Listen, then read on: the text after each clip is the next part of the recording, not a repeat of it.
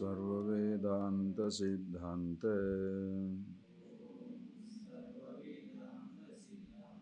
Gocharam Tamagocharam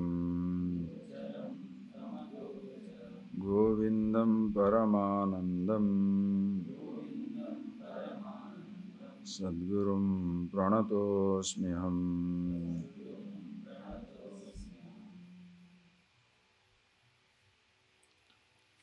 Okay. Now read verse number 40, please, where the student is now having approached the teacher, attracted his attention with due reverence.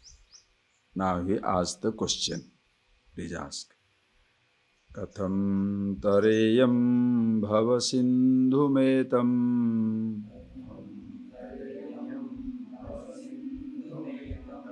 kavagatirme katamostyupaye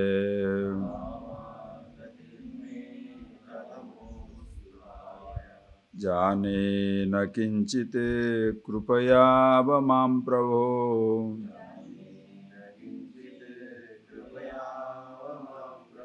sansara dukkha kshatimātanusva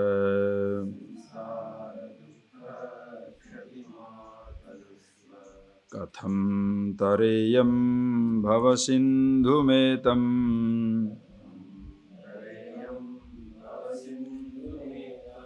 kavagatirme katamostyupaye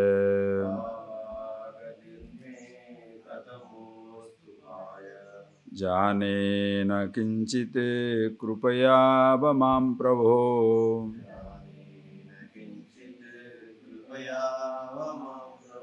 sansara dukkha kshatimātanusva.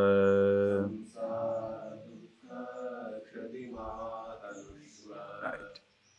Very beautiful the verses are. You know, from tomorrow, when you are all the brahmacharis, you know, until you come to this class, you do your chanting, singing, all that, and then your classes. But another thing you must do is not to talk as far as possible, unless it is extremely necessary, essential. Until you come to the class, do not talk. From the morning when you get up, until you come here. Very essential, okay, you may have to open your mouth, or else, especially after the breakfast, until you come to this class, complete quietude, never to talk of one word. Go about doing your things, but not talk, so that you shall be, if you do that, more and more you shall be aware of your mind. You can be little more aware as to how different types of thoughts and memories are coming up, how it demands your attention. Because when you are continuously talking, most of the time you are not listening to your own mind. Understand that point. When you go on talking, not only you don't listen to anybody else outside, but also you don't listen to your own mind. And please appreciate, your mind drives you crazier than anybody else in this world. Outsiders come and go. A friend reaches your door, goes away. A telephone call may come and go. Visitors see you, disappear. But your mind is your constant companion, talking wonderful things to you. Name it agitation, desires, cravings, miseries, obsession, pain, love, affection, lust, misery, anything you say. It has a huge range of language, your mind, your own memories. So when you go on mindlessly talking, totally unconscious, not only you don't listen to other people around, you lose sight of the beautiful sounds of nature, but also you never listen to your own mind. As a result, most of the time, after you express your thought at the level of the speech and action, then you say, oh, I am sorry, I should not have done that. You have to be extremely conscious. That is why certain days usually you keep mauna. And this moment I don't want to whole day to do that. You start with 2-3 hours until you come to this class. The more you observe your mind and more you discover your complications, your pain, your conflict, your misery, the more you shall identify with the student. The student is asking now what question, you know? Katham tareyam bhavasindhu metam. O Lord, please tell me, Katham tareyam etam bhavasindhum. How do I cross over this bhavasindhu, ocean of samsara? Bhava, sansara, these are the words in Sanskrit. It means, bhava means bhu, bhav, to become, where there is a continuous becoming, changing. Same thing also word samsara. Samsara means sri, sar, to move, samsaratiti samsara, where there is continuous changes and movements taking place. Meaning, you shall never ever see the same world twice. As they say in English language, you cannot step into the same river twice. Not only you do not step into the same river twice, but also the person who is stepping in is not the same person. Because in that one moment he also has changed. The first person who put his foot into the water, now this second step when you are putting is already 2 seconds or 2 minutes old. So it's a different person. Are you getting that? So sansara means that which is continuously changing, continuously appearing, disappearing, growing. And that is the ocean. Why is it so? And why am I tired? Because I seem to drown in this ocean of samsara. Why is it the people feel suffocated in the changes? That is because when we want to hold on to our body only at the level of the youth, but the body has changed to old age. I want a relationship to be very sweet. It was very sweet. Now suddenly it is very sour. Changes has taken place. The mango I had kept in my room was just ripe. I thought tomorrow I shall eat. It has started rotting. The chocolate I kept in my packet, after half an hour when everybody goes away, I will bring it out. But now if I bring it out, I have to give everybody one piece. So after everybody goes away, I shall bring it out and eat. By the time you bring it out, it is melting.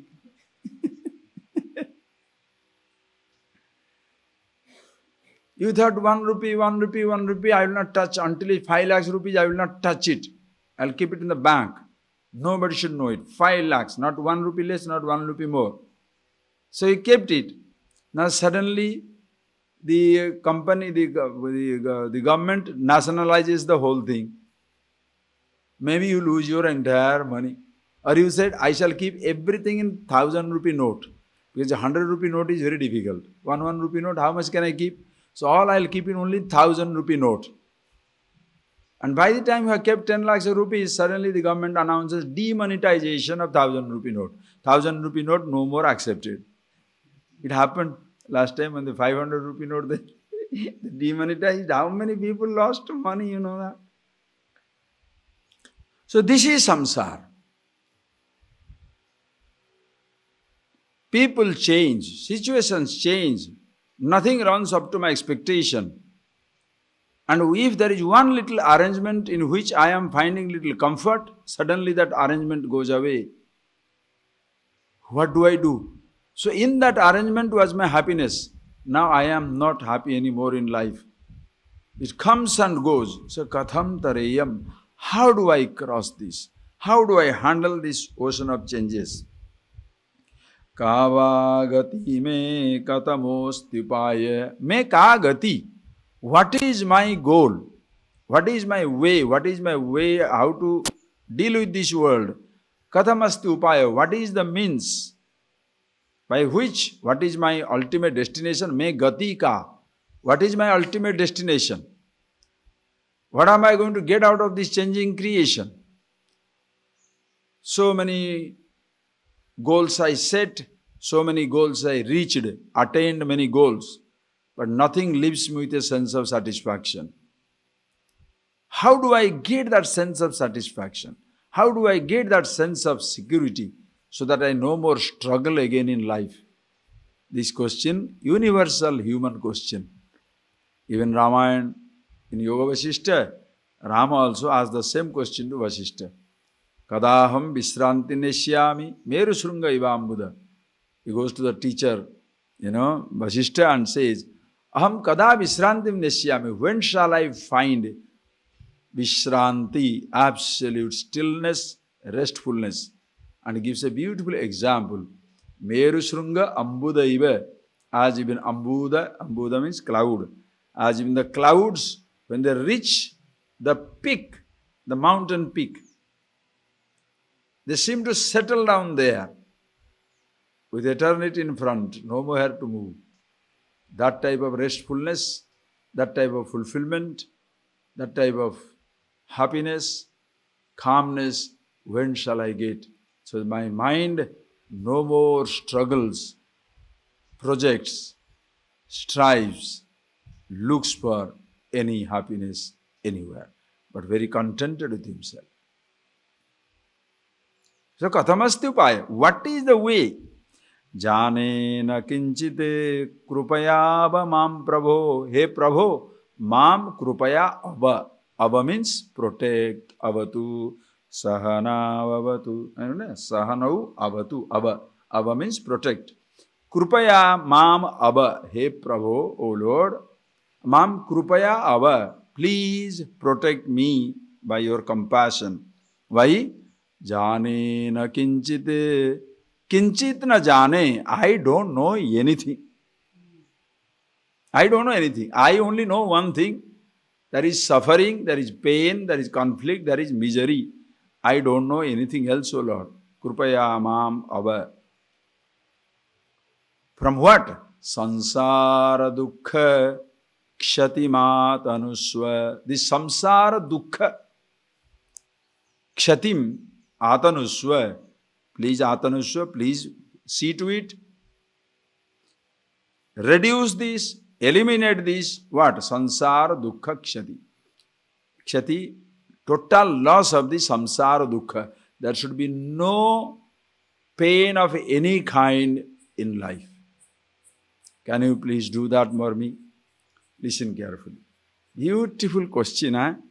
But what type of solution people want? Listen. What type of solution people want? Swamiji, my wife is very, very rotten. My husband is a rogue. Can you please change the husband? Can you please give some intelligence, sanity to my wife? My children are rogues. Can you please do something for my children?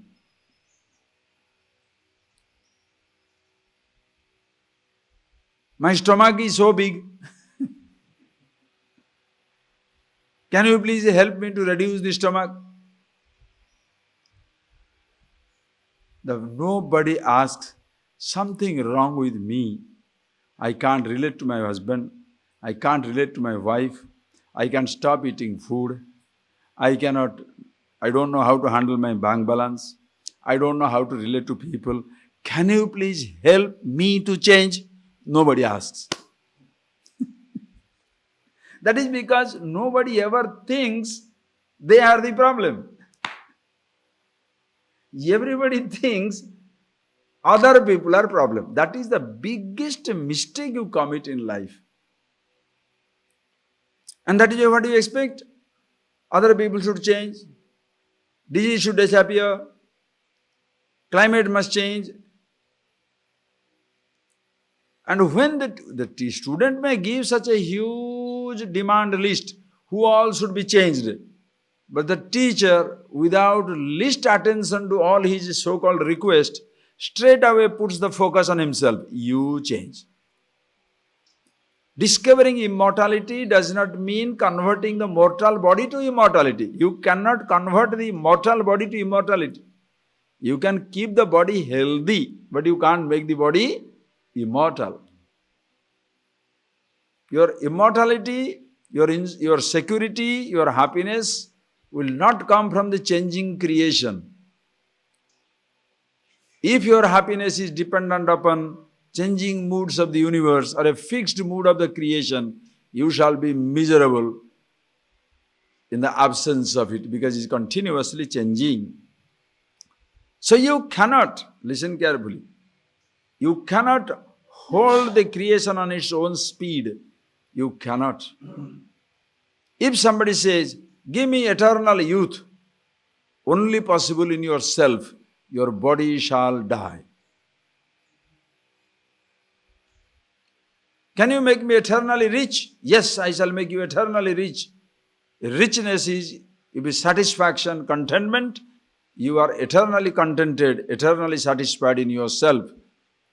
Wealth will not do the job. That is why in this knowledge, the world is not touched. You are touched. Kathamasti. Are you getting that? You are touched. Once you know yourself, okay, happily organize out of this changing world, you create a little bit of your own arrangement. Fine. Are you getting that? But never say, once you create an arrangement, it shall be foolproof and eternal arrangement. That will not work. Remember the example I had given you for happiness. For happiness, 4 factors are necessary. Tattva-bodha classes, long ago. There are 4 factors. What are they? Experiencer, object of experience, instrument experience should come together. And the last factor is situation should be okay. 4 factors must come together for a moment of happiness. Experiencer, you must be ready. Object of experience must be available. Instrument of experience must be in a healthy condition. And lastly, situation should be all right. Take any pleasure. You want to eat a chocolate. Think of it. Just you want to eat a chocolate. You want to smoke a bidi. Anything. Very simple pleasure. You take an example. If you want to eat a chocolate, the experiencer must be ready. You must be in a good mood. Experiencer must be in a good mood. Suppose your chocolate is there. Object of experience available. Instrument, your body is absolutely healthy. It can digest a stone. What to talk of chocolate? Very young and strong. But just before you are unwrapping the delight and the chocolate, you got a telegram. Or the report comes from the medical.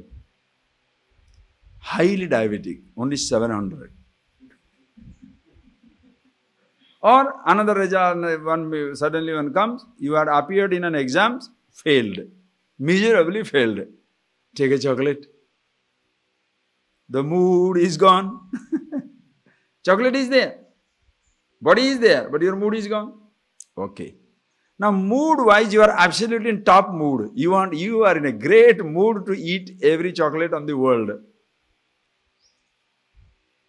Chocolate also available. Uncle yesterday has come from Switzerland.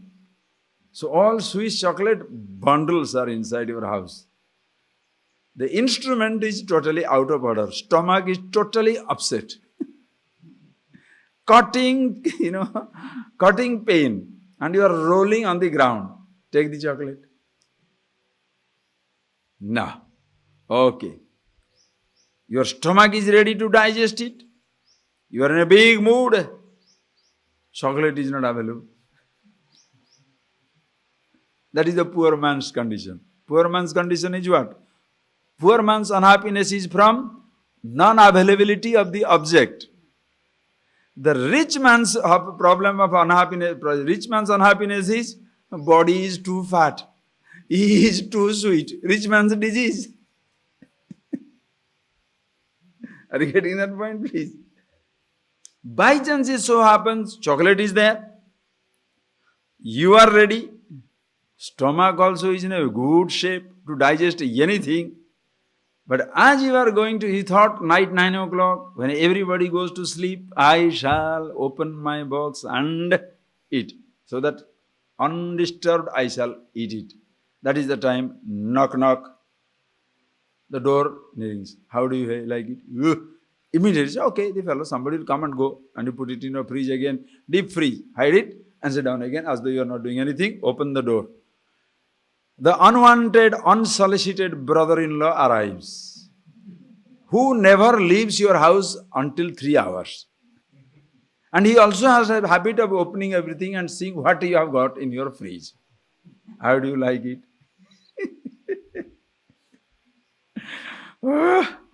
The situation is not okay. Are you getting that? And by chance it so happens in life, your good mood, your instrument is in good shape, your body is in good shape, the object also is available, the situation is okay. This is a rare moment where 4 things come together. By chance it has come together, understand all the 4 factors are in the flux of time, continuously changing samsara, and everything is pushed a little all the time. Either the body is growing old, object is disappearing, moods are changing, situations of course continuously changing. Therefore, how much happiness you will get in life?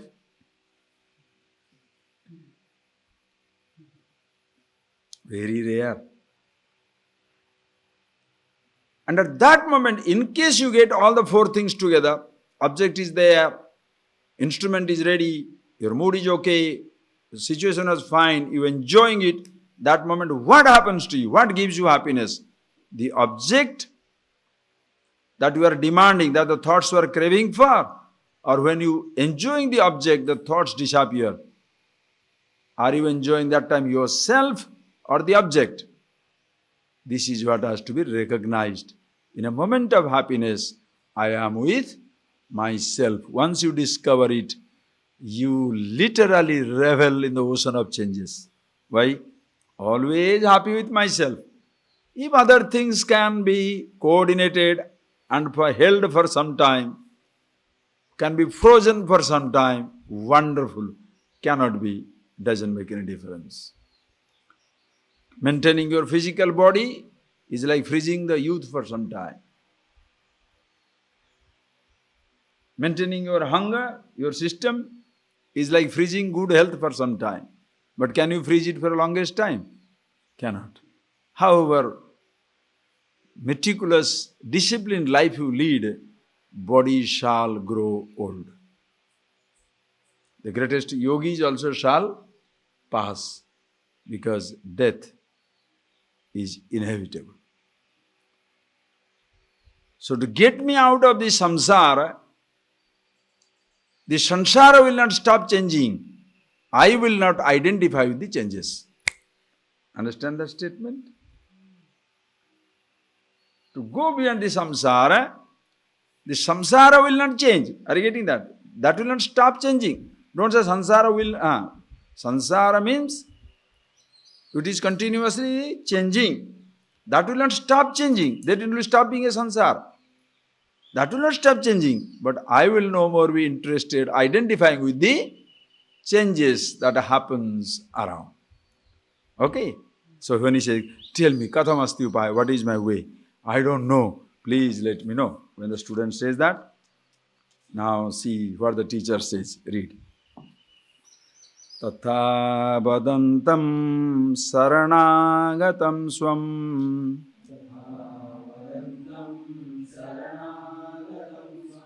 sansaradavanalapataptam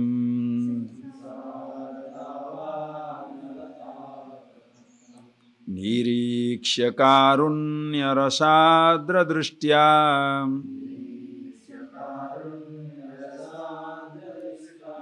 dadyadavhitim sahasa mahatma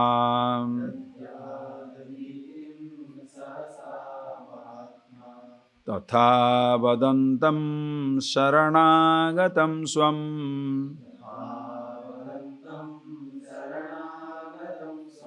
sansaradavanalapataptam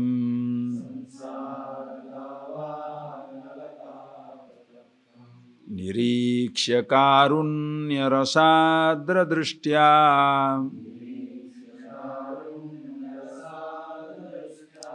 dadyadavhitim sahasa mahatma.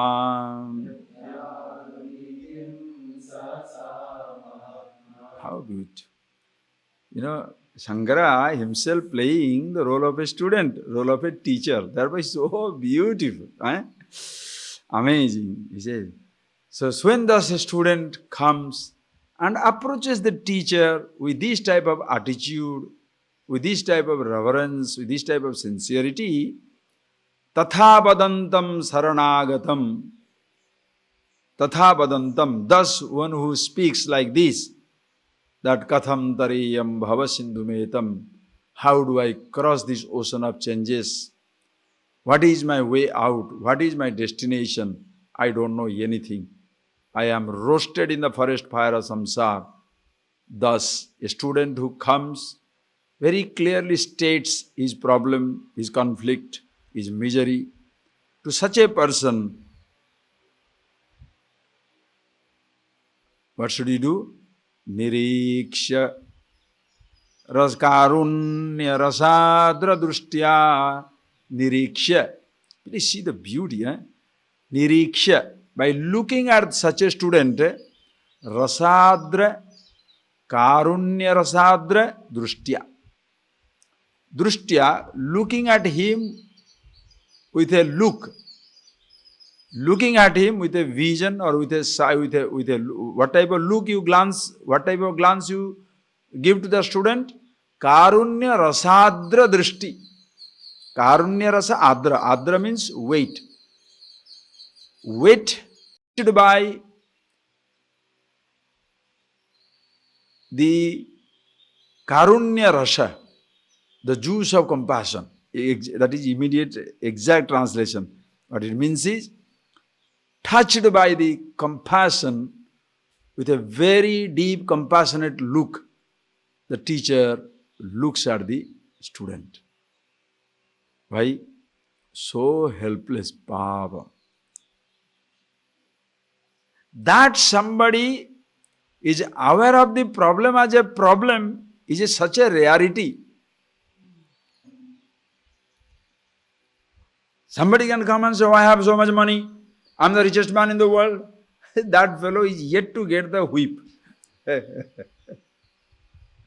The fellow is enjoying the youth and he thinks no end of himself. That person is like a man who is gently going along the stream of a massive river. A river which quietly flows, and you are in that, on that stream, on that current. Gently you are floating away with the current. Beautiful. So seductively and seductively quiet that you don't even worry that one day it may flood. You are right in the middle of the river, you are flowing across. Both the sides you are seeing different changing landscape. Then suddenly we hear, ayyo, there seems to be a huge sound. What is the sound? As you are trying to fix it up, suddenly you discover this is the one river which is going to fall 10,000 feet. or 4,000 feet, 2,000 feet, waterfall. Already too late. You are cut, you shall fall. The person who is absolutely arrogant about his youth and wealth and achievements is that person who is flowing along with the current, watching both the changing landscape, but never listening to the whispers of death. One day, one time, youth shall pass, wealth shall disappear. The people who are holding you on to as your most loyal followers, very devoted husband, very loving wife, very loyal children, everybody shall be left out. The position that gave you power, the wealth that gave you arrogance, or you are arrogant of the wealth, everything shall disappear. Suddenly you fall. How many people are aware of it? When they are enjoying it, what can you tell them? It's like the goat who is being taken to the slaughterhouse, enjoying the grass for 2 minutes. The goat doesn't know. After 2 minutes, the man who is so lovingly feeding him the grass and taking him, after 2 minutes, ooh. You understand? All of us are continuously being fed by the creation to be ultimately consumed by it. We are like helpless goats.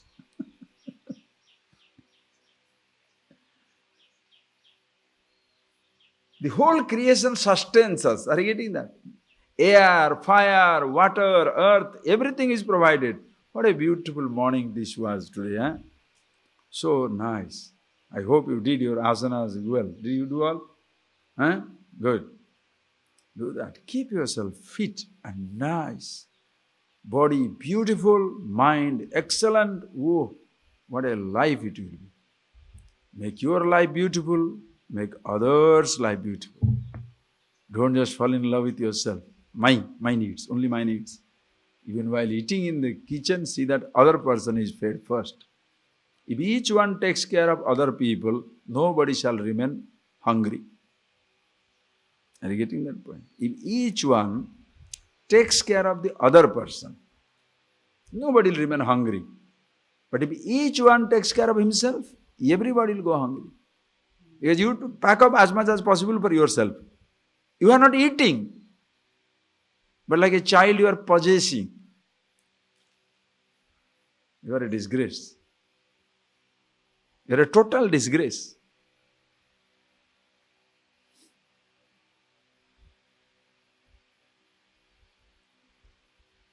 I say, call them animals, but they have no hands to grab. Eh? The four-legged animal, they just eat and keep it in their stomach, nowhere else. Understand? Learn to always be very, very sensitive. Ishvara. Okay. So the person, we are just like that, goats. The goat is not knowing he is going to be slaughtered after some time. When somebody is aware, oh my God, the body I was holding on to cannot be depended upon. Wealth, all these relationship, everything I was holding on to, looking for security, cannot be. I can't hold on to it. At the same time, I can't live without it. What is the way out? To such a person, nirikshya karunya rasadra dushtya, looking at him with eyes full of compassion. Dadyat avhitim sahasa mahatma. This Mahatma is one who knows the truth of himself.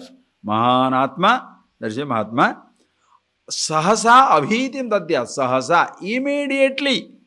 Avhitim dadyat. May he give. Avhiti, assurance, sense of fearlessness. Don't worry.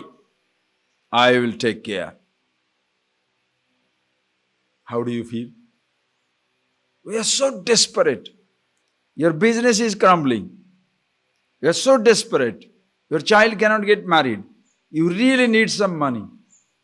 You want to feed your neighbors also. You want to fulfill so many conditions, but you can't because you don't have the money. And you have a rich uncle. You go there and pathetically you present your case. I don't know what to do. And suppose the uncle says, don't worry. How do you feel?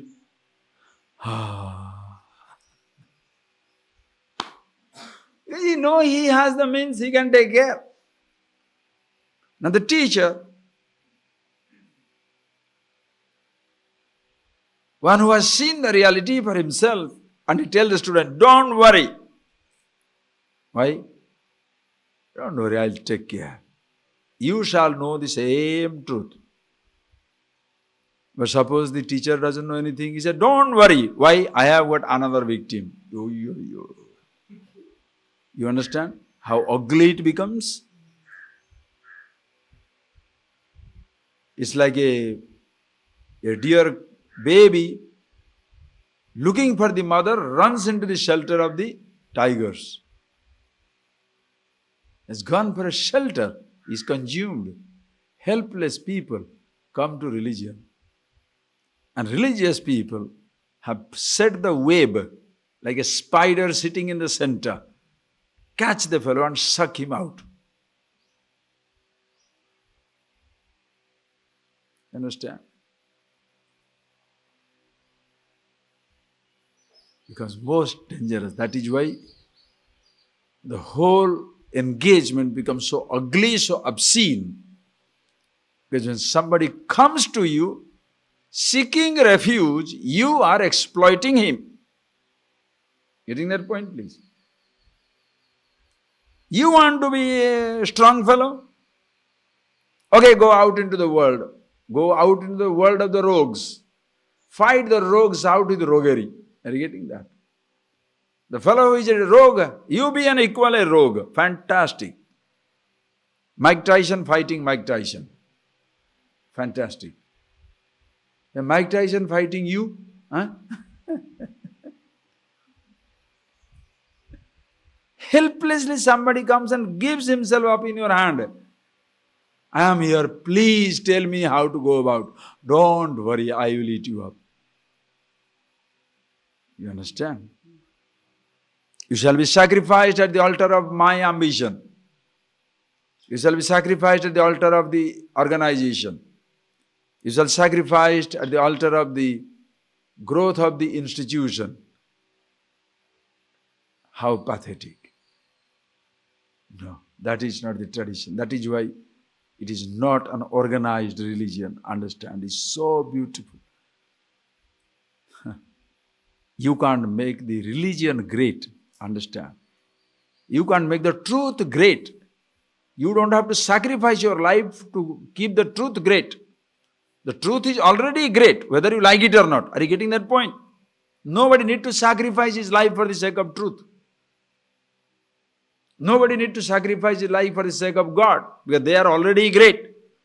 You better know yourself. Sacrifice your stupidity, sacrifice your ignorance, and you be one with the greatness. And don't use people as pawns to achieve your relative greatness. That is the most pathetic thing to happen. Anyway, so with niriksha rasadra karunya drushtya avhitim dadyat Mahatma sahasa avhitim dadyat. He talks now what the teacher should do. Avhitim dadyat. The teacher should offer immediate assurance, relief to the student who has thus approached, stating very clearly, Sansara dava nalatapataptam. I am totally roasted in the forest fire of samsara. And what else the teacher should do? He gives. Vidwansa tasma upasatti miyuse.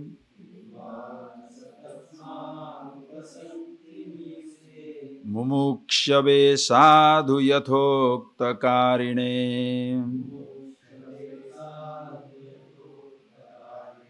Prashanta chittaya shamannitaya.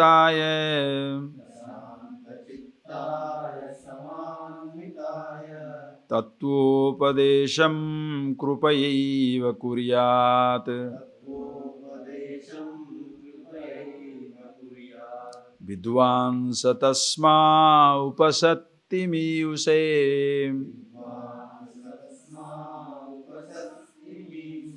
Mumukshave sadhu yathokta karine. Prashanta chittaya shamannitaya.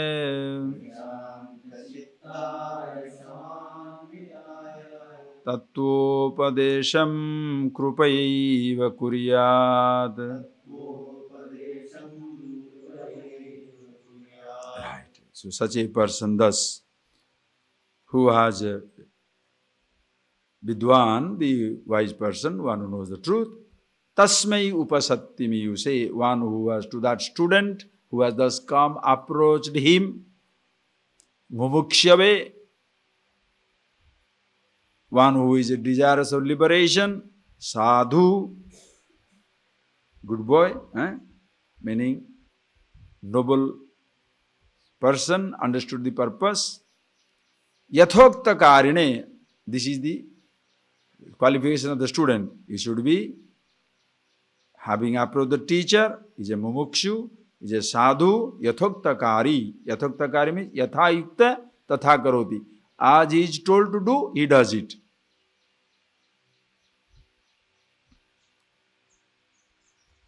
When the teacher asks him to study, asks him to contemplate, conveys an idea, the student understands and does everything as it is. Yathokta kari. Yathokta karina. What else is it? Prashanta chittaya samannitaya. It also prashanta chitta. Such a student who has come also, there is, at this moment there is only one agitation. The agitation is to know about himself, but no other agitation about other things of life. Are you getting that point? How beautiful it is. When you are tired of other things, your mind is not going to which movie is playing on the theater now. What food shall I get? What is the designer dress in the market? What is the latest gadget? Those things are not bothering you anymore.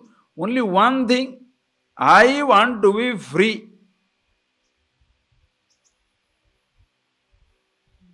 So naturally you are relatively quiet. Are you getting that point, please? You are relatively quiet. Why? There is nothing pushing you out. You sit down in your home, I want to be free. I want to be really happy forever. Go to the market, gone enough. Watch a movie, seen enough. Eat some food, plenty eaten. I'm more interested in these things. That is why your mind is so beautiful. Are you getting that? Your mind is so beautiful because no more you are unnecessarily dwelling upon the sense object.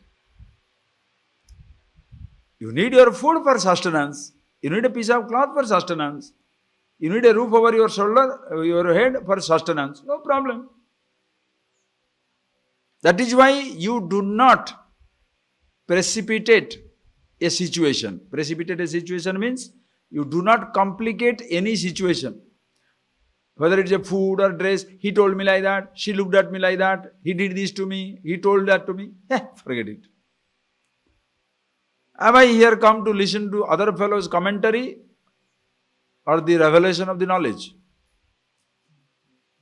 Not come here to listen to what other people say. I have come here to listen to the truth about myself. That is why prashanta chitta, samannita. Samannita, samadama uparama. He is very conscious in his mind. To such a person, tato tattvopadesham krupayaiva kuryat. Such a disciple, Vidwan, he is a learned person. To him, tattvopadesha krupayaiva kuryat. Let the teacher do. Teacher should do. Kuryat. Krupayaiva, kindly, with compassion, with grace. Tattva upadesha kuryat. Tattva upadesha. instruct him on truth, reveal him the truth, share with him the truth of himself. He doesn't say, ask him to do something for you or something else. Tattvopadesha Kurya. Towards the Tattvopadesha, suppose a chanting, singing, other things can help, fine. But everything should be directed towards what? Revelation of the truth. Get up at a particular time. What is that to do with the truth? Eat less. What has to do with the truth? A lifestyle has to be so beautiful so that you are not unnecessarily lazy, nor you are punishing yourself. If you are lazy, you will lose track of it. If you are punishing yourself, you will be suffering unnecessarily. That is why yathoktakari, whatever the teacher, one who has gone in the path, he knows how he has understood the reality. Therefore, he also tells you to do these things, the person does it. And the most important thing is thinking. Physically, listen carefully, friends. Physical disciplines are dependent on the people. If you are already thin and healthy, you don't have to say, cut your food. He is already cutting his food. So, the physical disciplines are not uniform. Listen carefully. It's a very, very important point. The person who is already keeping quiet means he doesn't unnecessarily talk. You don't have to tell him, you must talk less. He is already talking less. The person who is talking more, he should be told, talk less. Are you getting that point, please? Don't say everybody is lazy. Not everybody is lazy. Maybe one student is getting about 4 o'clock and getting ready and doing everything.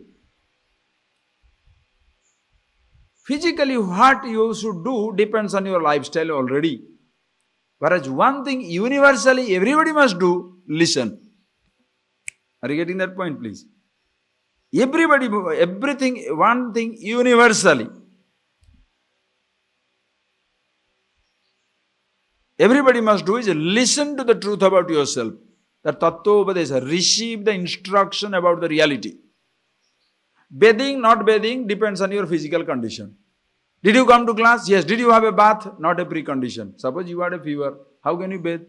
But come and sit down.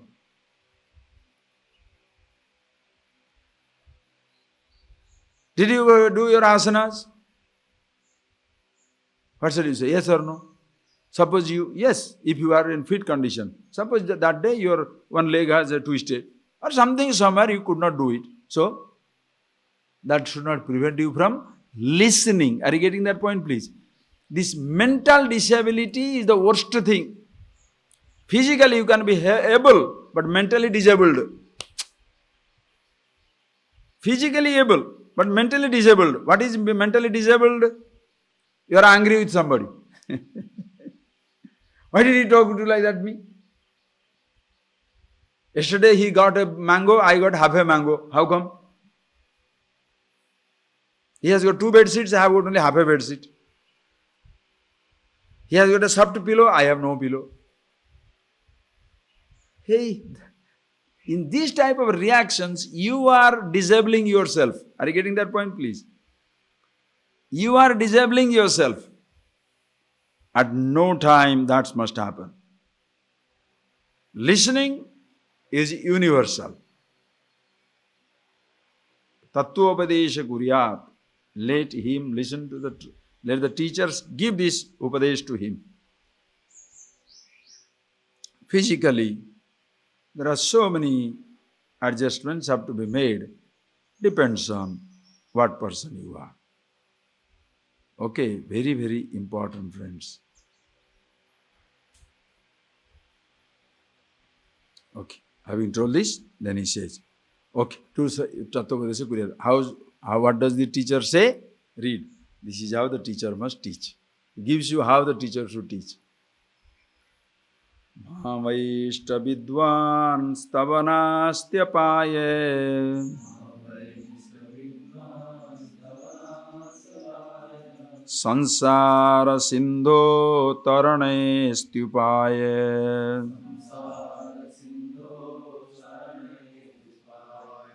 Yeneva yata yatatosya param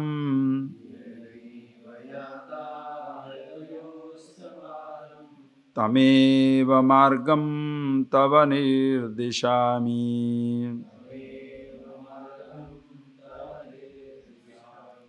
Mahavaishta vidvan tava nastyapaya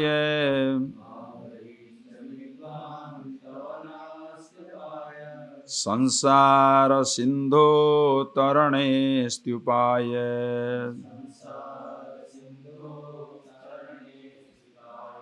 Yenaiva yata yatatosya param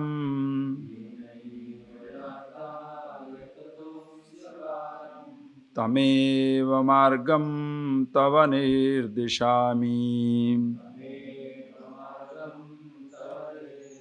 So now the Guru Ruvacha, now the Guru said to the student, when the student has come and so nicely presented his case, please, Mam, Krupaya Abha, protect me now with your kindness. Kindly, please protect me, help me understand, go beyond the samsara. Why? Nakinchi jane, I don't know anything. To such a person, what the Bhagavan Shankara says very nicely, the student, the teacher must with a compassionate look, must guide the teacher, student. And what the teacher says, Mahavaishta vidwan tavanastya paya. Hey vidwan, see the beauty. The students, the teachers say, hey vidwan, hey learned one, Mahavaishta, don't worry, don't be afraid. How nice is that?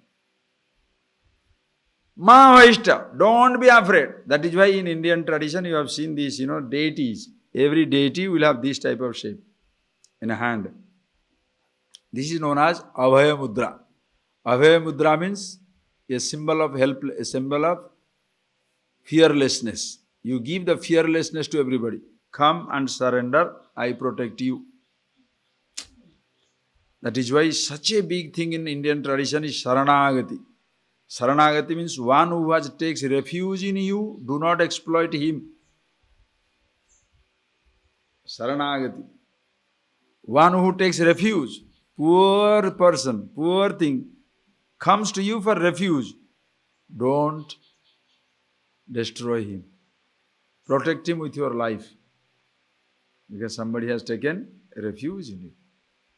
Now imagine a student, totally ignorant, tired of life, burnt out everywhere. It is like many people do. Some people in search of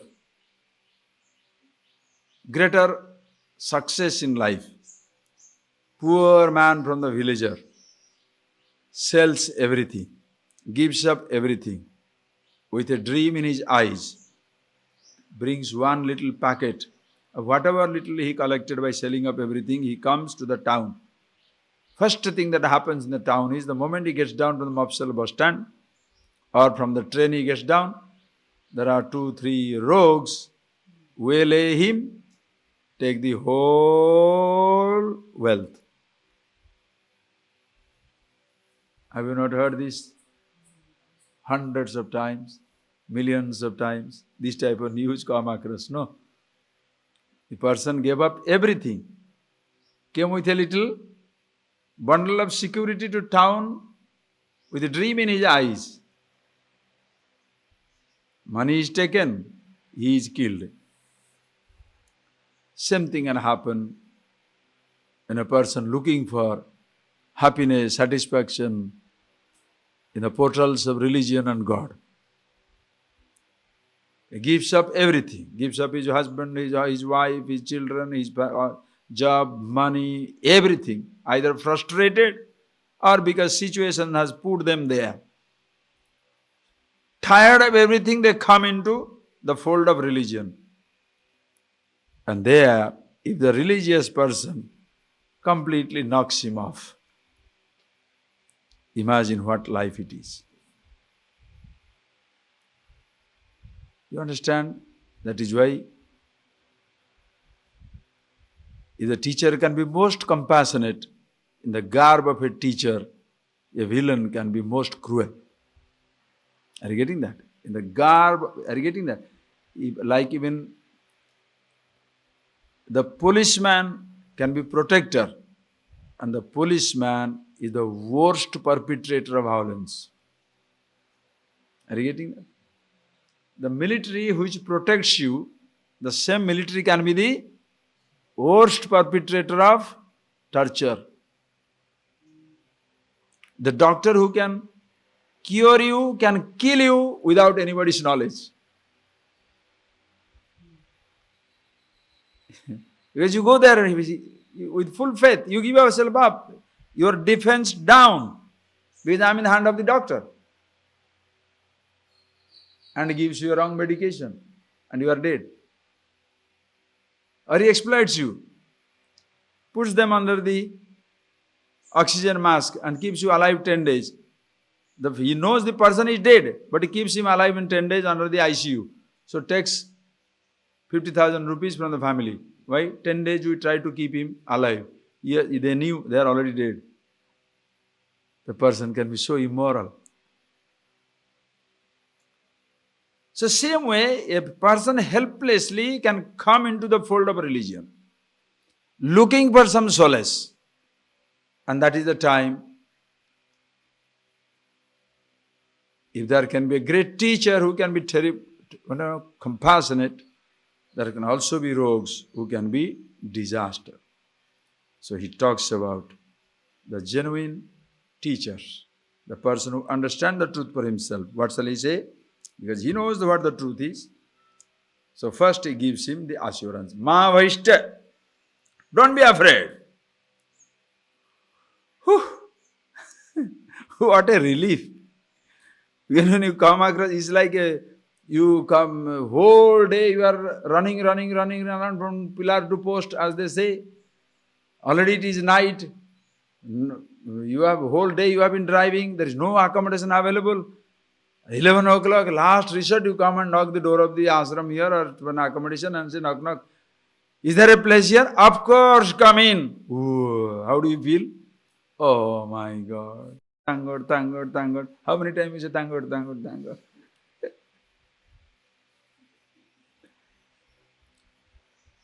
Everywhere in life you knock the door, they invited you in, but exploited you. Everywhere you went inside without being invited, but looking for your own personal satisfaction, you were suffocated. Sometimes you are thrown out, sometimes you came out. Does it not happen? Like in a relationship, sometimes you get in, sometimes you are thrown out. Sometimes you get out, sometimes you are thrown out. You get into a habit of eating a particular food, then you are tired and you drop it and come out. So many times you have done that in life. Now you are tired.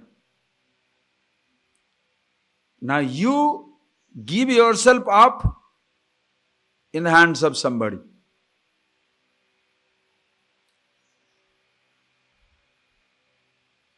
And such a person, when he comes looking for shelter helplessly, you have to give this knowledge. But the trouble is, not every student comes for knowledge. They don't know that they must come for knowledge. Somebody comes for a shelter, somebody comes for food, somebody comes for a recommendation. Are you getting that? The teacher is same, but people come for different purposes. I have nothing else to do, therefore I am here. Now what shall I, will he be interested in a self-knowledge? What nonsense. I could not do anything, therefore I am here. Will he be interested in self-knowledge? My mother told me like this. My father told me like this. I hate my family. You come away. My husband was terrible. I came away. So you find a new husband, a new wife, a new family in the ashram. Like a business fellow, is a story. It's not a story, real incident. A business fellow ran away because his business failed. And he came to ashram and started medicine product in the ashram itself. Now it's another business. Because it is there. Are you getting that? The samskar. So everybody doesn't come for it. So one who comes for this knowledge, when he's really tired of everything, he will not be interested in anything else. And he says, I want that absolute security. Please tell me how to get out of these changes. Say, Vidwan, Mahavashta, don't be afraid. Tavanasti apaya. There is nothing helpless about you. Apaya nasti. Apaya means no danger. There is no danger for you. Don't feel helpless. When you have got all the reasons to feel helpless and the teacher says there is no reason to feel helpless, that itself is assurance. Are you really? I am alone in the jungle. Don't worry. There are so many tigers. Why are you worried?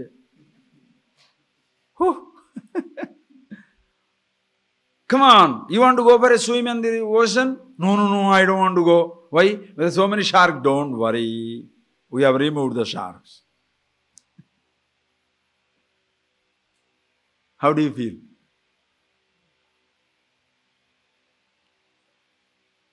Tavanasti, no danger for you. Sansara sindho tarane stupaya. See the beauty, what he says. Sansara sindho tarane upaya asti. There is no apaya, there is no danger for you. There is upaya, there is a way for you. There is two words, apaya, danger. Upaya, way. Sansarat sindho tarane upaya asti. There is a way by which you can cross the samsara.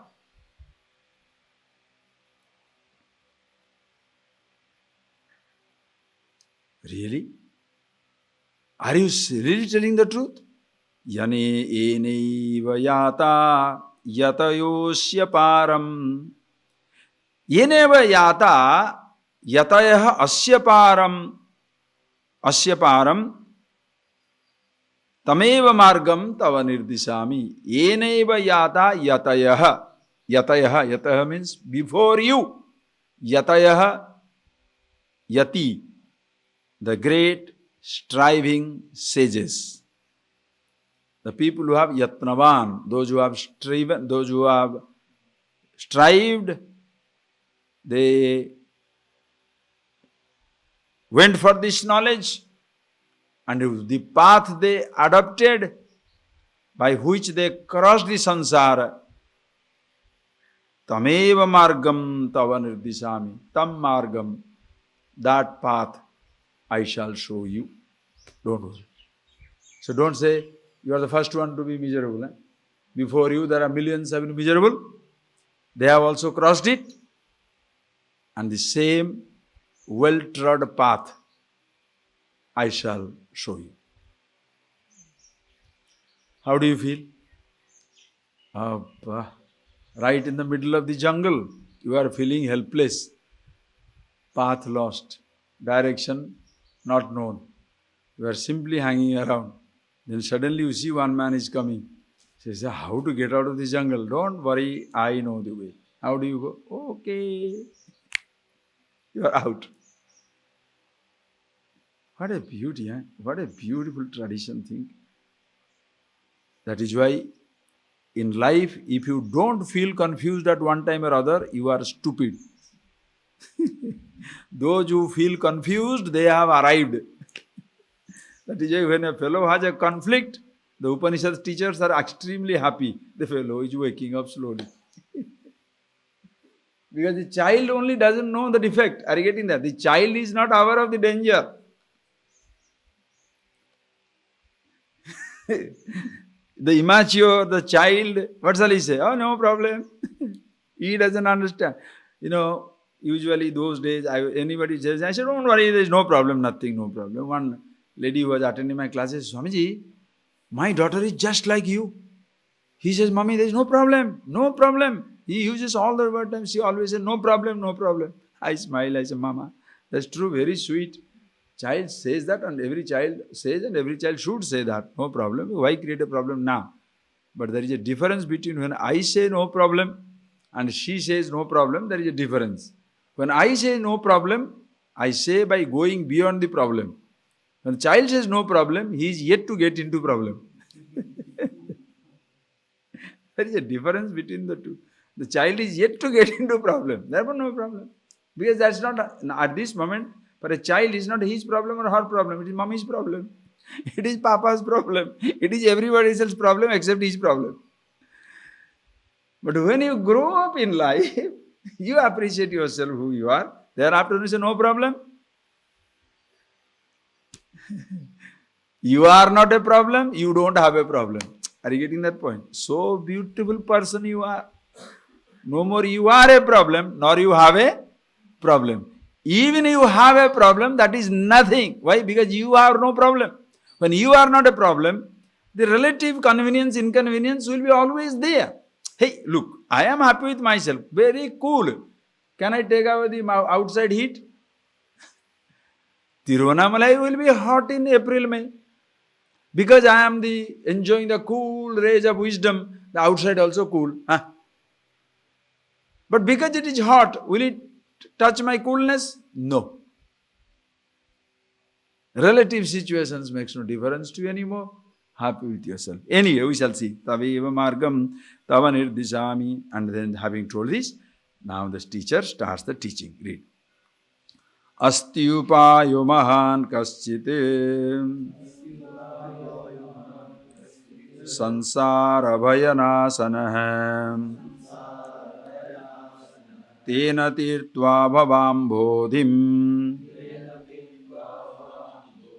paramanandamapsyasi. Now this teacher says, hey student, asti upaya mahan kaschit. Kaschit mahan upaya asti. There is a great way. Sansara bhayanasanaha. That shall help you to destroy the fear of the samsara.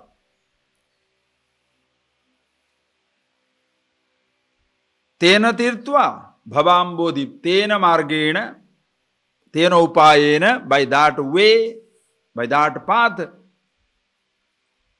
Bhavam bodhim tirtva. By crushing this ocean of samsara.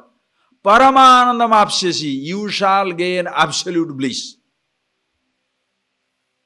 There is a way. This is known as tradition. That is why in this tradition, in these people here, nobody experiments with happiness. You understand? Why in a culture, why the culture is so important, why the tradition is more important? Because suppose there is a culture which tells you from the childhood, there is no happiness here and now. Forget now. There is no happiness here in this world. Only in the hereafter you shall be happy. Then how long can you wait for the hereafter? Somehow you want to make yourself happy. Therefore you go on experimenting with every nonsense possible. That is where drug culture comes, permissive sex culture comes, permissiveness comes, indulgence comes, music drives you crazy, sights drive you crazy, taste, smell, everything drive you crazy because you have to find some happiness here. How long can you just wait for the hereafter? You cannot. And by chance the person has a problem, you cannot solve the problem. You should believe in my God. Later on you shall have the problem solved. How long can you wait for your problem to be solved? You understand? So people who are more practical, they say, why shall I wait for the heaven to be happy? Let me be happy in my own ways now. So forget that God, forget that heaven. That type of culture seems very, very attractive. Why? Immediate gratification of senses. Very, very exciting. Immediate gratification. I want to taste it now, see it now, taste it now, touch it now, smell it now. Indulge in every possible kind. Whatever I feel like doing, I shall do. Very, very attractive. Permissive culture. Permissive means whatever you feel like doing, you do. There is nobody to say you no. You do it. That is where people demand independence. Individual independence. Whatever I feel like doing, I shall do. This is the hallmark of individualistic society. But the person doesn't care what other man thinks or doesn't think. My happiness is most important. You become such a brute. I don't mind giving up my son, my daughter, my husband, my wife, my child, my friend, everybody. Why? I want to be happy. And I have to be happy in what way? In yourself? My money, my house. In my house, there is no place for nobody. In my wealth, there is no share for nobody. You understand? That is different from me being happy with myself. If I am with myself, happy with myself, what all I have, everybody can share. Are you getting that? Whereas in an individualistic society, where the person is not given this direction, nobody tells them that there is happiness here and now. Naturally, everybody goes crazy. And if you have a problem, you don't know how to solve it.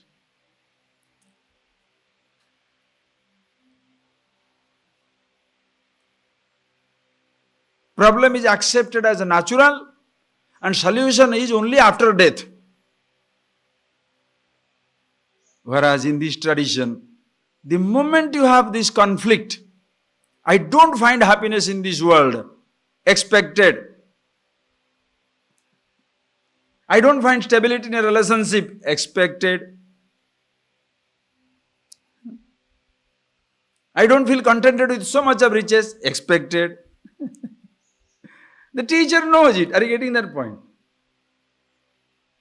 The person sees through it. Yes, because there is no happiness in the object. How can it give it to you?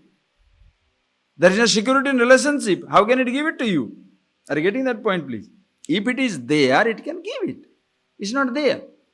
If you say, Swamiji, this flower never gives me happiness. Where is the happiness in the flower?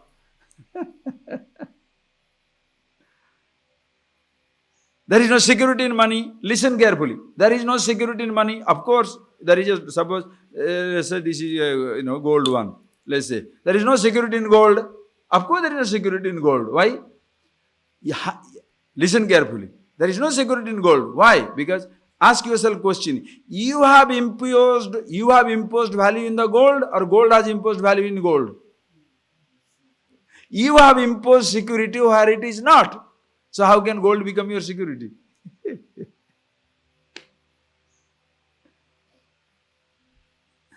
How can the paper be your security? Are you getting that point? You have imposed security there.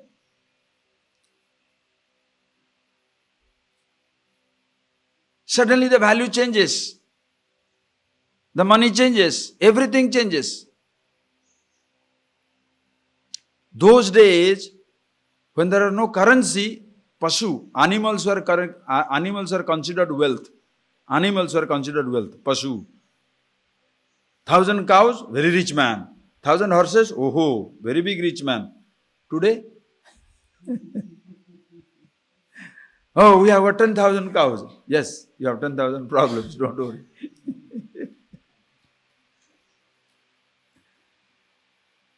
No more, that is riches. Understand? So if somebody comes and says, I'm not satisfied, don't worry. That's what the truth is. There is no satisfaction in the object. So what shall I do? The teacher doesn't say, wait until you die. No. What shall you do? Come, know yourself. Find the happiness in yourself. Upaya asti. There is a way out. Asti upaya mahan kaschit. There is a great way out. Sansara bhayanasana. We shall totally eliminate, destroy the fear of the samsara, the creation. Previously, the samsara was destroying you by invoking fear. Because of your ignorance, as though the samsara, the creation, invoked fear in your heart. Now you, the teacher says, don't worry, I will destroy that fear. Instead of fear destroying you, I will destroy the fear. What a wonderful thing you think of it.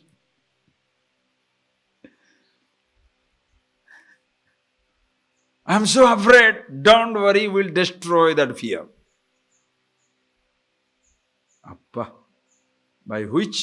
Tena. By that path. Crushing the samsara.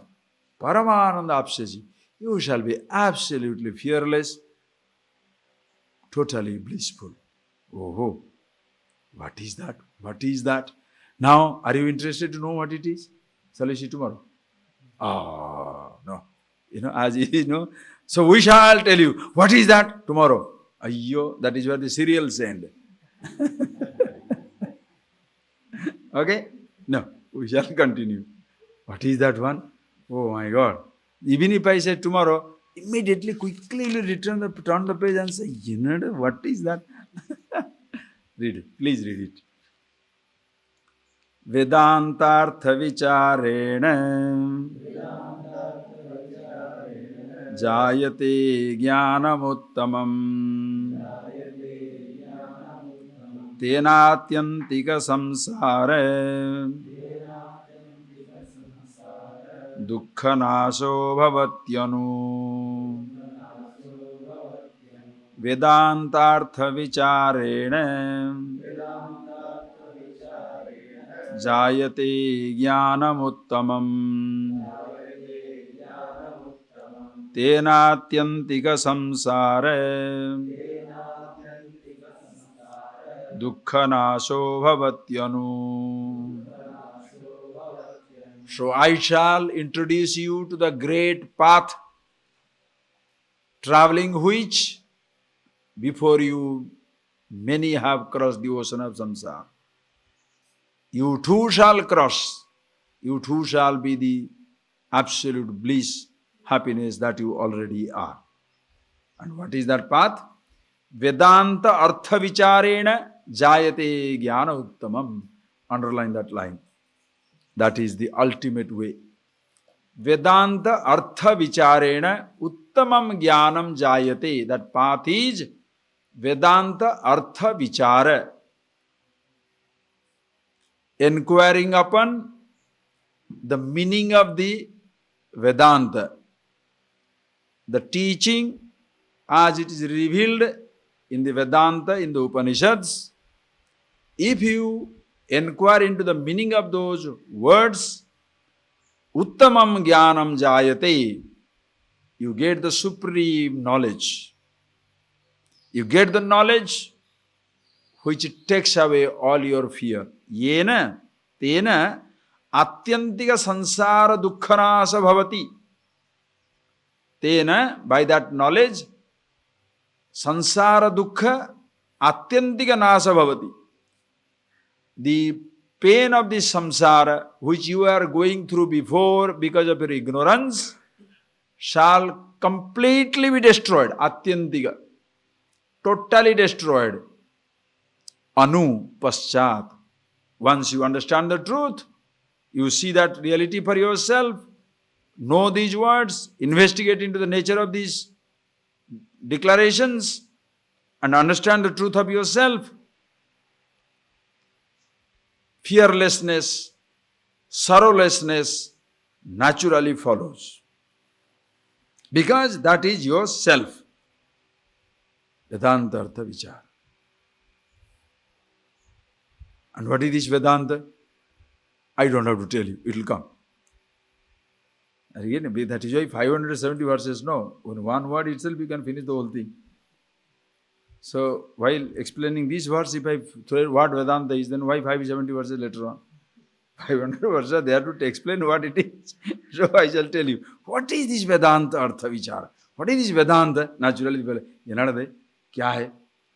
What is this Vedanta Artha Vichara? If you investigate into the words of the meaning of the Vedanta, you shall be free from everything. What does the Vedanta teach? To kill your curiosity in one word, teach us about yourself. Just yourself. Vedanta.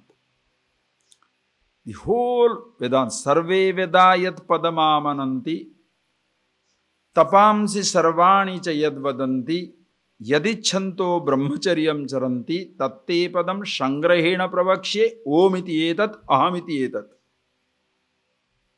Sarve vedayat padamananti. All the Vedas talk about one thing. Tapamsi sarvani chayad vadanti. All the austerities are undertaken to understand what? Yadichanto brahmacharyam charanti. Desirous of knowing which people take into life of brahmachari, contemplation. And what is that? Sangrahena pravakshe. In Kathopanishad, Bhagavan Yamaraj says, Upanishad, in Gita also it comes. I'll tell you briefly. What is that? Om iti etat. There's only one word you have to understand. Om.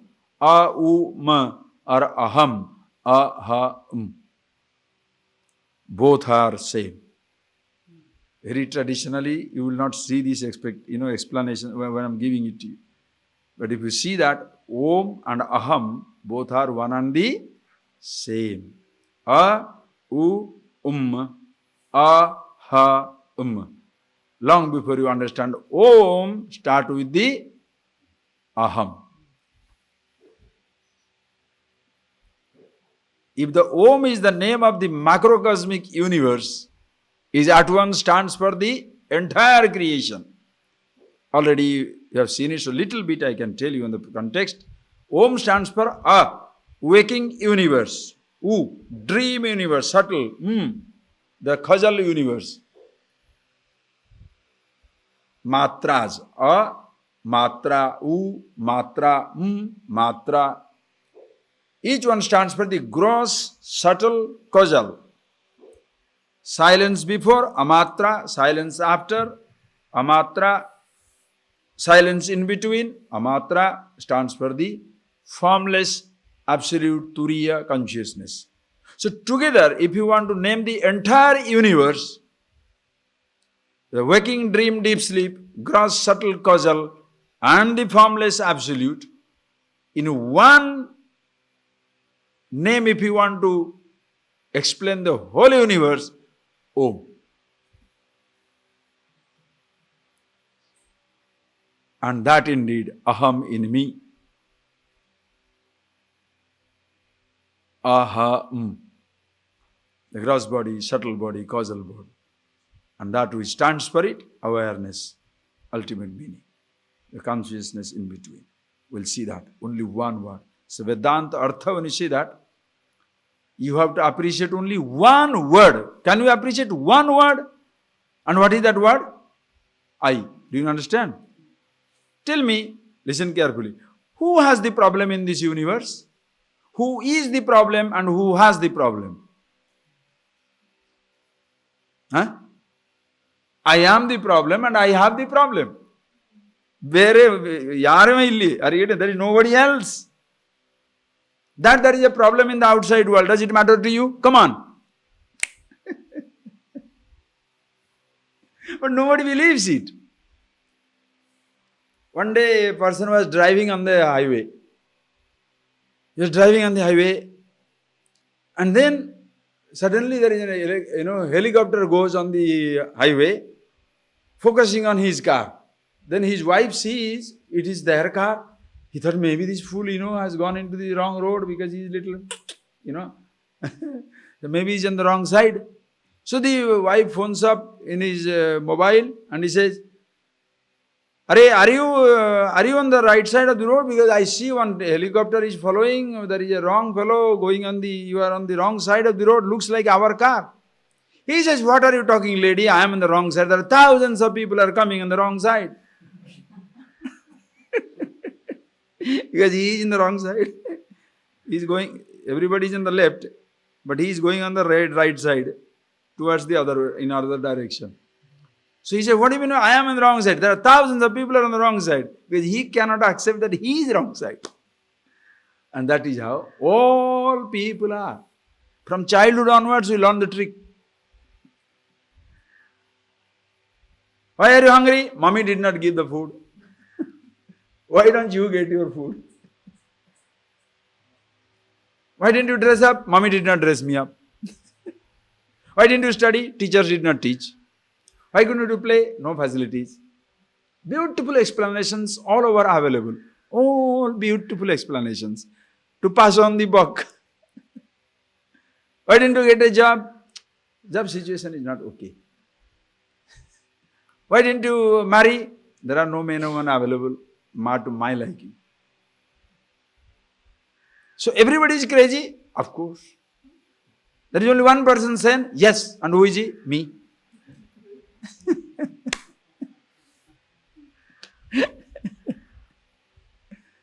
Now every nut thinks he is, every nut case, if he thinks he is sane, now what type of insane world you shall be living in? Every pagal, are you getting that? Every nut case thinks he is the ultimate person. Right? Okay. Now providing solution to these nuts,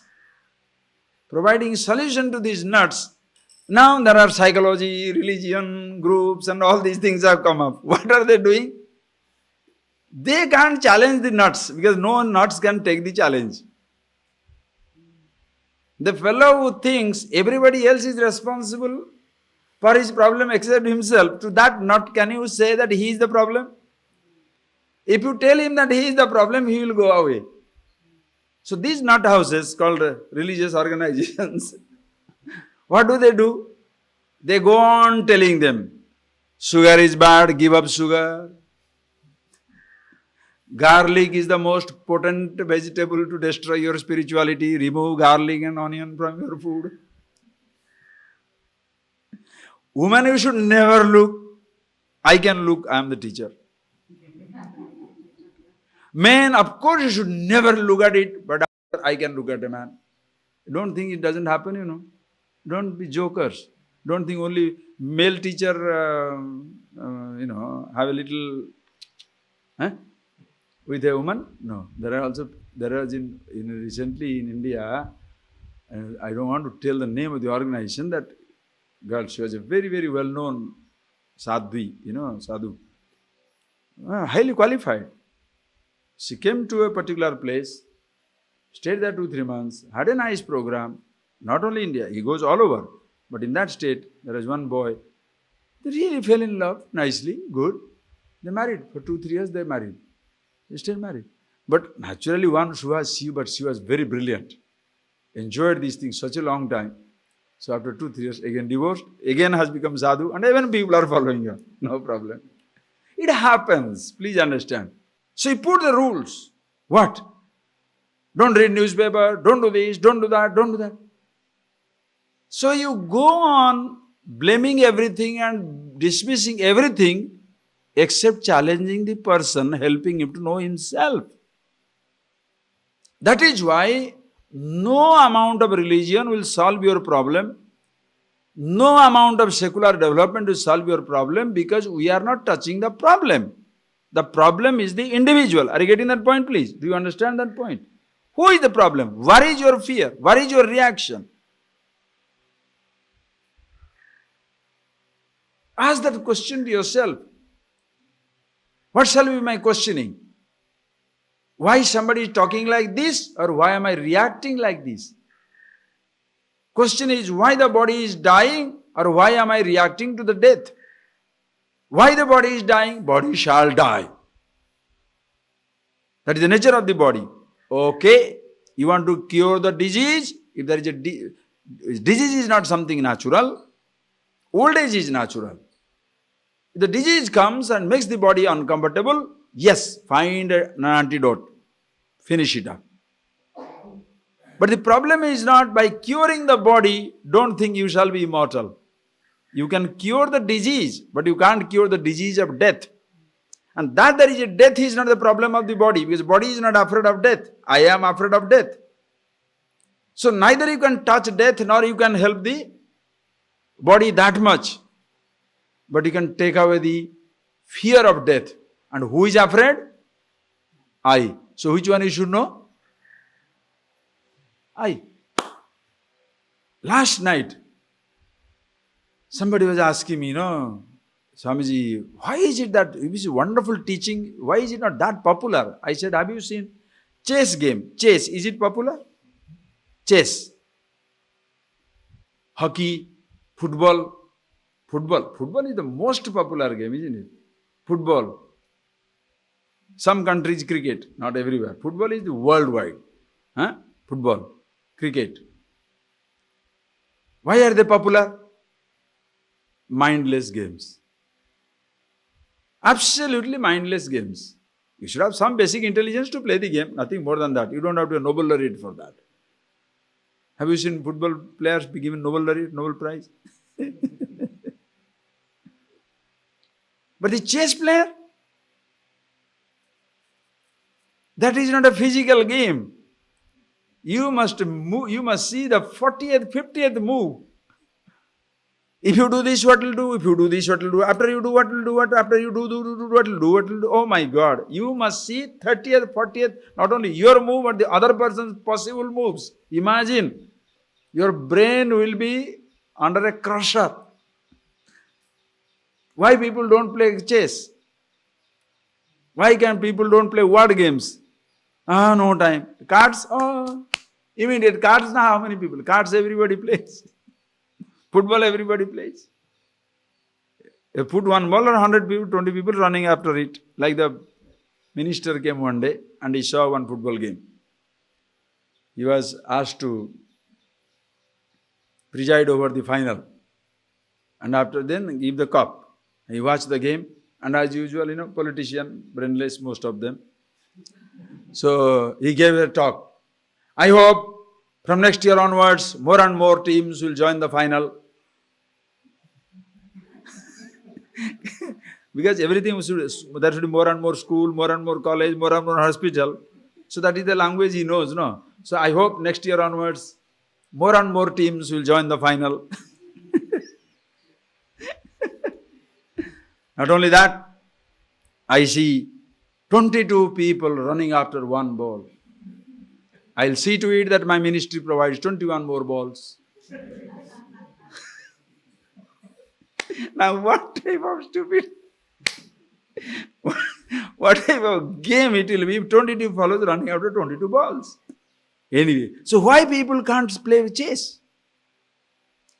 They don't enjoy chess. It's not a mass popular game. Why? Because brain work. Vedanta is a brain work. Holding the nose, hugging somebody, singing somebody, touching somebody, looking at a fancy, imagining fancy light and stars and music and dance and all that stuff. You left to your imagination, do whatever you like. More imaginative you are, better you are religious nuts. Upanishads, Vedanta maintains your sanity, challenges your sanity, helps you to think for yourself. Because perception is not a problem. Thinking is a problem. Are you getting that point, please? What is your problem in life? Perception or thinking? Perception is never a problem. Are you getting that? Animals perceive. They have no problem. Humans perceive. Babies, no problem. When the human beings start thinking, problem comes. Animals will never have problem throughout their life. Our Shiva is not worried about his menses. Shiva is not worried about his sickness. Our dog, he is lying down there. See, he is happy. It's your problem to fix it up. He doesn't care. It becomes dangerous when people want to move like animals, but there will be a government, a system to take care of them. That is why it becomes dangerous. I want to move like an animal, but I need the human care. You understand how the human beings become pervert? The human beings demand human care. But how should they live? They should live like animals. I'll drink as I like. I'll drug myself as I want.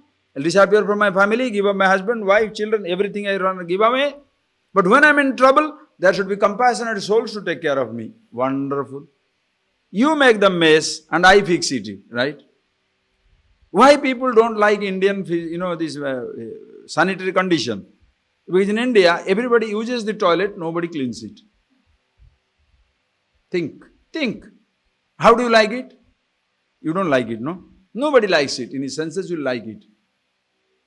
You don't make the mess and somebody cleans it. If it is so, in Western countries too, what happens? You don't make a mess of a toilet or a bathroom there. You make a mess of your life, mental, intellectually make a mess, and you want the whole world should be there to support you. So the religious organizations are there to support you. Are you getting that point? So religious organizations should not ask you anything, but they should support. Compassion means what? Accommodating, repeating human flaws and mistakes. Why? Because that compassion becomes a business of the organization. Just like some people sell poverty to enrich themselves. You sell human tragedy to make your so-called religious organization rich. It is nonsense. Understand? The person must return to himself. Vedanta, Upanishad, uncompromising in analysis. Uncompromising. From the childhood onwards, we have been trained to believe other people cause our mess. It is high time you grow up to know you are causing your mess. Yes, as a child, when you are growing up, you don't know that you are getting into a mess. Your parents do give you ideas. Education gives us ideas. I develop a solid individuality. But at one time in my life, however much wrong ideas or right ideas I have picked up, at one time I start choosing from wrong thoughts to right thoughts to whatever may be the decision, whatever may be my criteria, judgment. Whatever is convenient, I take. Whatever inconvenient, I drop it. So you have started dropping ideas, right or wrong. You have started holding into ideas, right and wrong. Then why don't you challenge the entire range of ideas? Why are you challenging only the inconvenient ideas? Are you getting that point, please? Why can't I drink? Have you ever challenged, why must not I speak the truth all the time? Are you getting that point? You challenge. What's wrong? I can take my drugs. I can take a drink. I can continue to live with one man after another man, with a woman after another woman. What's wrong? You have challenged it. Because your mother said, stay with one man or stay with one woman. Or don't drink alcohol. So you are challenging it. But why are you not challenging? Why is it that I should tell a lie? I must speak the truth. Has anybody challenged? Whatever is convenient, you want to hold on. Whatever inconvenient, you want to drop in. So who is the mess maker? The I. Because the I is the convenient merchant. Are you getting that point? The I is looking for his own convenience. Whatever gives him comfort, it holds on. Whatever makes it discomfort, it drifts up. Completely drops it. So which one you should know now? You challenge the thoughts of your parents, but you never challenge the challenger. You question everything, but never question the questioner. That is where Upanishad comes. Vedas, Vedanta, Artha Vichara. Where he questions the questioner himself. You must question yourself, because sit down once for some time and listen to the voice of the universe. Everything is quiet. The creation has no fear. Body has no anxiety. The sense organs have no demand. The thoughts by themselves have no problem. I am afraid. I. Only one thought. I say aham, called Om Aham Vichar. When you do that, all the problems are solved. Okay? How is that? Please read. How does the Vedanta Vichar do? Now he gives you the ways how this will happen. Elaborate, it will come. Just read. Shraddha Bhakti Dhyana Yogan Mumuksho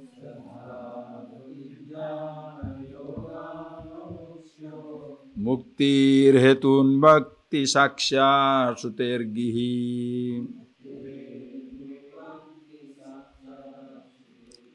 यो वायते श्वेव तिष्ठति यमस्य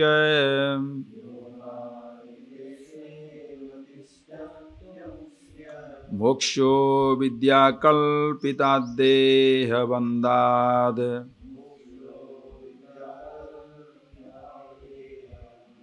श्रद्धा भक्ति ध्यान योगान् मुमुक्षोः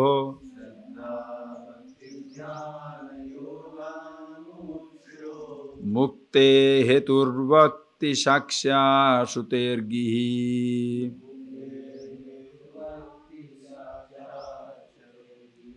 यो वायते श्वेव तिष्ठत्यमुष्य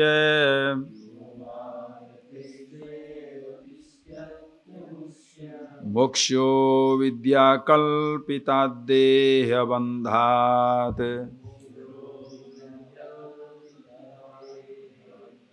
Right, he says.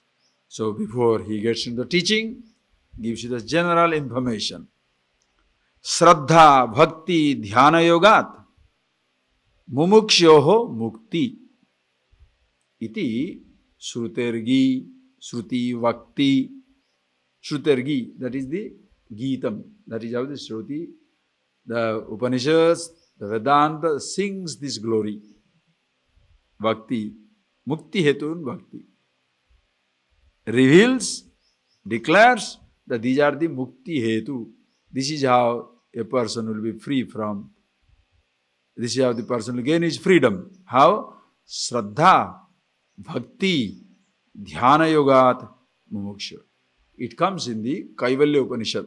When he comes to that. Kaivalya Upanishad, the student goes and tells, how do I get this absolute knowledge? And this teacher says, Shraddha, Bhakti, Dhyana Yogat Avehi. By Shraddha, Bhakti, Dhyana, you shall know the truth. It's like this. You say, Swamiji, how are you? I want to be an engineer. How shall I be an engineer? Take mathematics. Are you getting that connection? Huh? You are asking me, please tell me how to be an engineer. And I am telling you, take PCM, take physics, chemistry, mathematics. Why? Because physics, chemistry, mathematics is a necessary faculty of knowledge, a necessary branch of knowledge. If you expose yourself to physics, chemistry, mathematics, it will be helpful to become an engineer. How do I know the truth of myself? Shraddha, Bhakti, Dhyana, Yoga, Tabe. Have Shraddha, Bhakti, Dhyana, you cannot escape yourself. And what is Shraddha? Yesterday we saw. Guru, Vedanta, Vakyadishu, Vishwas. Shraddha. When he says, I am the Absolute, you believe it pending discovery. Instead of believing in something, I am an idiot, it is better even to believe I am absolutely wonderful, even if it is not true. I'm just telling a joke. It is true. But, hey, mad you are, no? Listen, mad you are. It's better to be a laughing mad than to be a crying mad, no?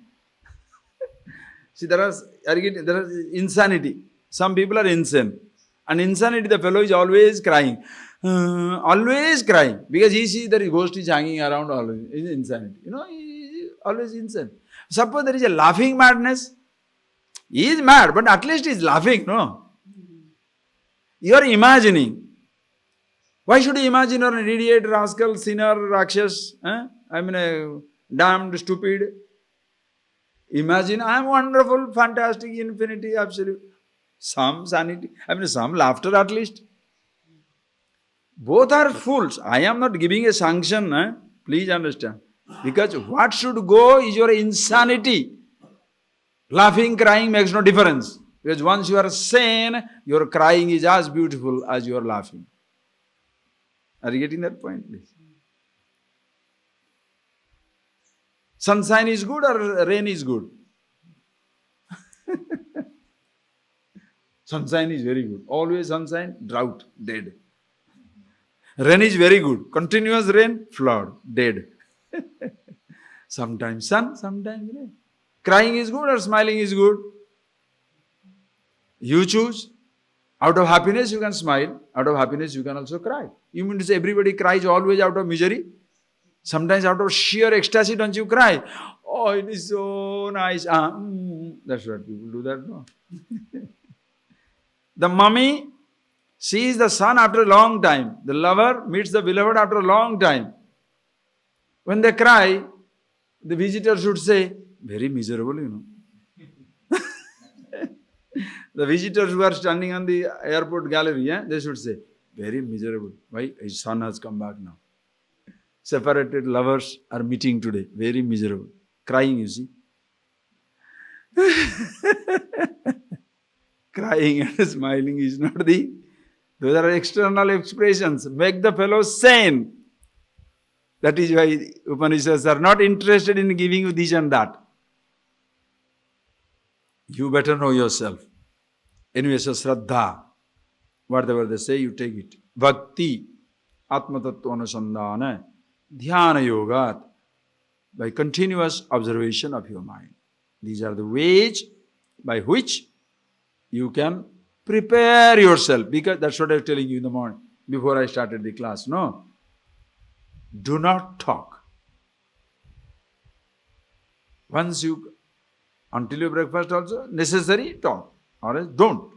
Simply don't talk. During the breakfast, don't talk. Until you come here, don't talk. 2 hours. Because then you will observe your mind, what is going on. That you have decided not to talk will give you another dimension, will help you to discover another dimension. You know what?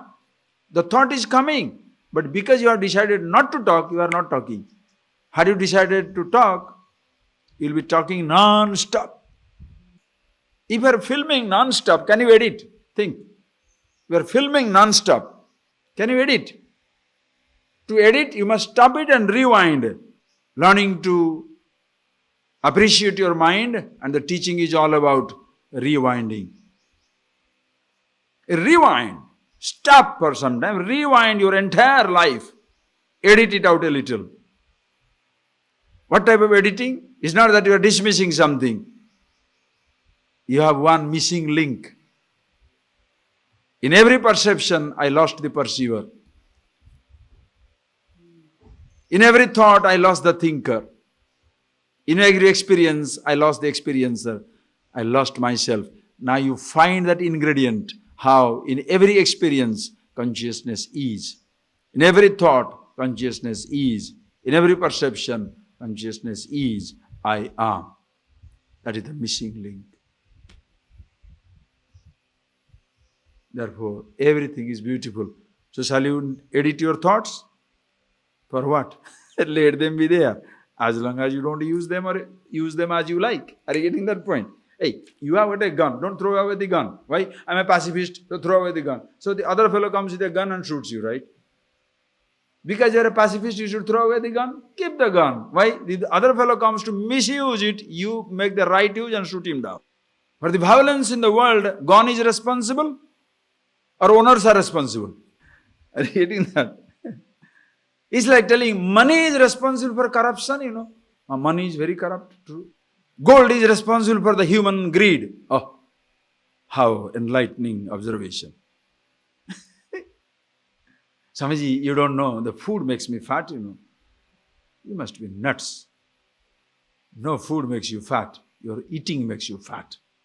You are a rat, you know that? Can you blame anything? If every human being learns to take his responsibility, there shall be no crime. There shall be no crime. No fight in the name of religion, no fight in the name of God, no fight in the name of anything. Please appreciate. Whether the world achieves it or not, you can achieve it in your personal life. The world may not be free from battle. The world shall not be free from the war or the battle. Because there will be always billions of ignorant people. But from your personal life, you can completely banish the battle, the war, the confusion, agitation, fear, anxiety, completely. It's yours. Are you getting that point, please? Understand? So, Shraddha Bhakti Dhyana Yoga Mukshyo Mukti Hetur Bhakti Sakshat. The Sakshat Srutergi. Sakshat Shruti. Shruti singing the Sakshat, the scriptures itself sing this glory. Yo vayateshu evatisthati amushya moksha avidya kalpita deya bandhat. He who abides in that, he who has Shraddha, Bhakti, Dhyana Yoga, one who has the Shraddha, Bhakti, Dhyana, one who holds on to it, amushya mukti, for him liberation. He can't escape liberated. He can't escape being freed.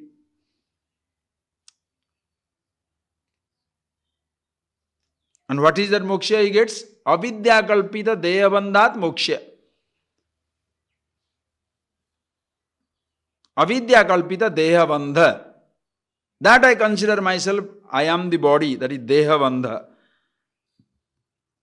Deha bandhat means mano bandhat, buddhi bandhat, sansara bandhanat. Not knowing who I am tied down to the body. Not knowing who I am feeling drowned in the samsara. Not knowing who I am feeling affected by the changing minds, aging sense organs, dying body, changing universe. When I see I am the changeless absolute, I no more change with the body. Body changes. Creation change. Thoughts change. I changeless. Absolute.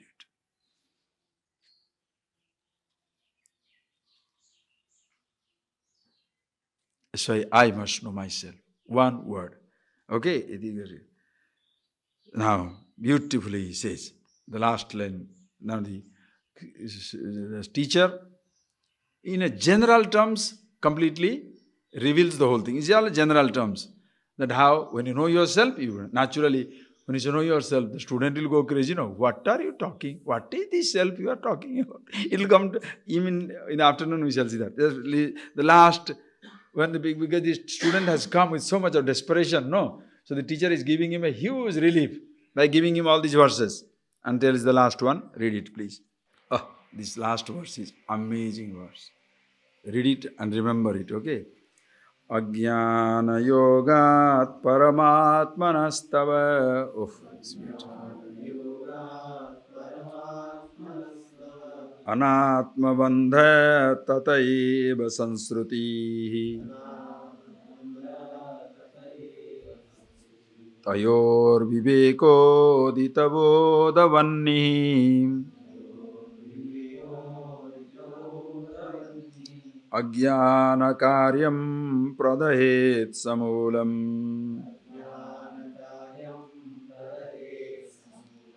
Ajnana yogat paramatmanastava. Oh, so beautiful.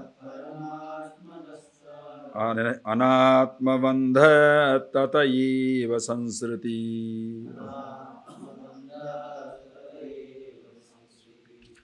Tayor viveko ditavodavani. Ajnana karyam pradahet samulam. Fantastic. You know, the approach. Look at it. What the teacher says. Ajnana yogat paramatmanastava. He says, he's addressing the student. He says, hey Paramatman, you are Paramatma. You are the absolute consciousness, all-pervasive, limitless, immortal, imperishable existence you are. Tava ajnana yogat. Because of your ignorance, not knowing about yourself. Anatma bandha tataiva sansruti. Not knowing the Paramatma, the Atma, the I, the awareness that you are. Since you do not know about yourself, you are anatma bandha. You are getting yourself tied down to something which is not the self. If you don't know yourself, the Atma, you get into anatma bandha. You take yourself everything that you are not. You take yourself everything that you have, not knowing who you are. So take yourself to be what you have, you forget yourself as to who you are. It's like the actor forgetting himself in the role.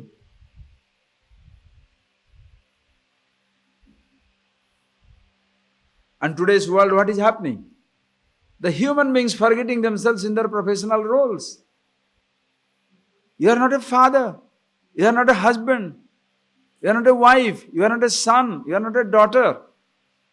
You are a professional. Everybody. Are you getting that point? Everybody. Education is so important. Of course it is important. But it's not that important to destroy you.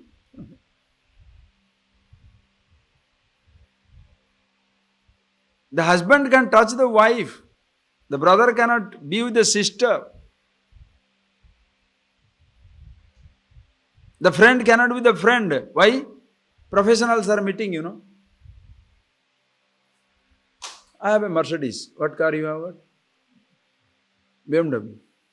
Oh, that's right. We are in big league. This fellow, Volkswagen. Could not do anything. Where do you live? Mountain Heights. Overlooking the sea. Where do you live? Downtown, room number 20. It's not part of our league. You understand what I'm talking? Brothers are separated. Sister is far away. Husband and wife don't live together, love together anymore. Why? Bodies are no more important, you see. Bodies were important for some time. I got attracted to you, you got attracted to me for 2 days. Excellent. After that, money. What is your job? What is your job? Then go. It's useless. You understand the point, please? Do you understand? Ajnana yogat paramatmanastava. Hey Paramatman. How? The student doesn't, the teacher doesn't say, oh you rascal, you rakshas. Huh? Are you damned one? No. Hey Paramatman, you are absolute immortal. Look, you have forgotten yourself.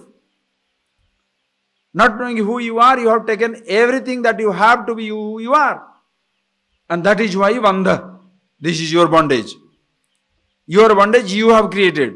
Body doesn't impose itself upon you. Ideas have created. Other people have pushed that idea into your head. You have not challenged. Tataiva sansruti. And therefore, when the body dies, you die. Body alive, you are alive. Wealth goes, you are poor. Wealth comes back, you are rich. Sansruti. From one role to another role. Continuous changing while living itself. Tayor viveka udita bodhavanni. Tayor viveka. Atma, anatma, viveka. So know who I am and what I have. What is self, what is not self. Tayor viveka udita. When you do the discrimination between the self and not self, the fire that will rise like rubbing. When you do the discrimination, then you will know what the truth is. The fire of knowledge will come. Ajnana karyam pradahet samulam. By this discrimination, the fire that comes, it will completely burn ajnana karyam, the ignorance and all the effect of ignorance. So what it takes away? Your ignorance. It doesn't take away your body or mind. Are you getting that point, please? How beautiful. It takes away your ignorance.